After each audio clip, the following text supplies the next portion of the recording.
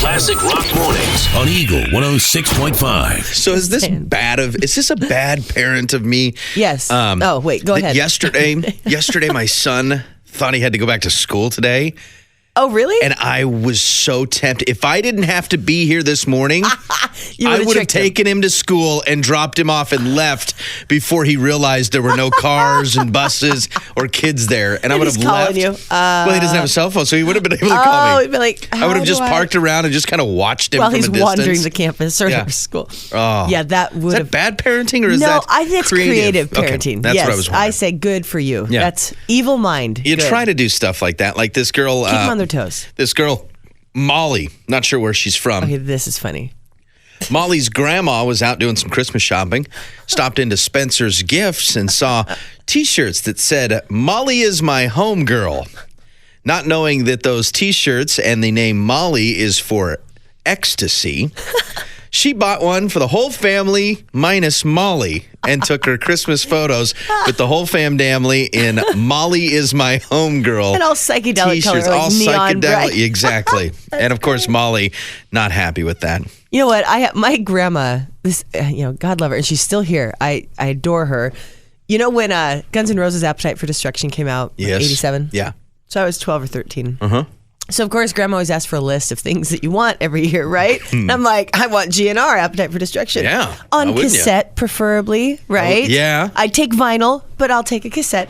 So I put it on my list. Grandma has no idea, right? That was that, and like Bruce Springsteen, Born in the USA was another year, whatever. And she doesn't know what I'm talking about, right? Yeah. You put it on the list, Guns N' Roses, Appetite for Destruction, cassette. She's like, what? Clueless. What is Soozan doing? She wants flowers and weapons. I understand. And she's hungry?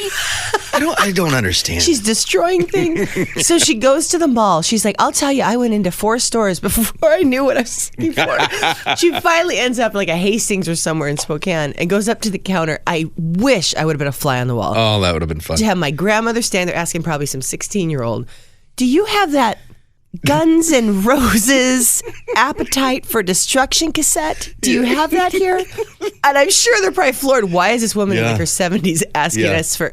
Yeah, we've got the display right here next to you, lady. It's huge. Yeah, so she got it for me. Oh, that's awesome. Grandma bought me GNR. That's a good grandma. Right? And I think of all the lyrics in those songs. I'm like, if Grandma only knew. Yeah. But she didn't.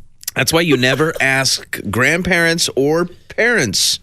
Some parents can, but you never ask them for stuff that's like new age technology. Yeah. No. Like a buddy of mine did that. I guess he's a gamer. He plays video games. Okay. So, of course, he's single. Lives in his mother's basement. Lives in his mother, yeah.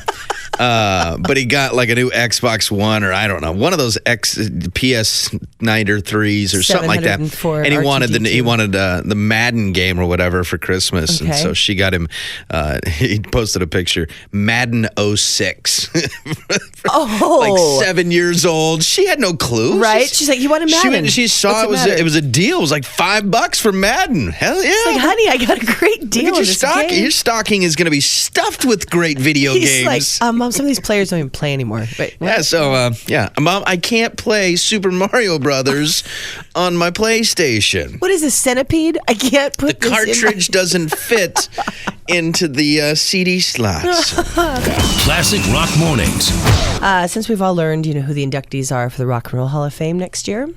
Yeah. And one of our Washington State bands, Nirvana, of course, is being inducted.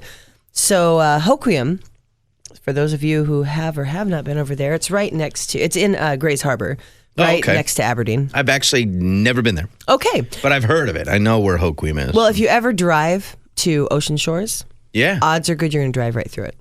Tiny little town. Well, then I have driven through Hoquiam. You probably have driven through it. Because I've been to Ocean Shores. There you go. But yeah, apparently they've decided in Hoquiam they're going to declare April 10th Nirvana Day.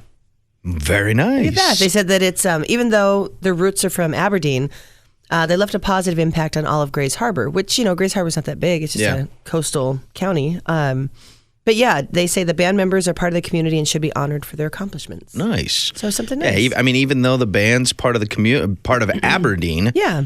It'd be like Kennewick, Richland, Pasco. We at Hoquiam would like to jump on the bandwagon and try to get as much publicity out of this as we can. Get some T-shirts sold, make some bobbleheads, Kurt Cobain bobble. We'd love for you to stop into our town and stay at a couple of hotels and have some...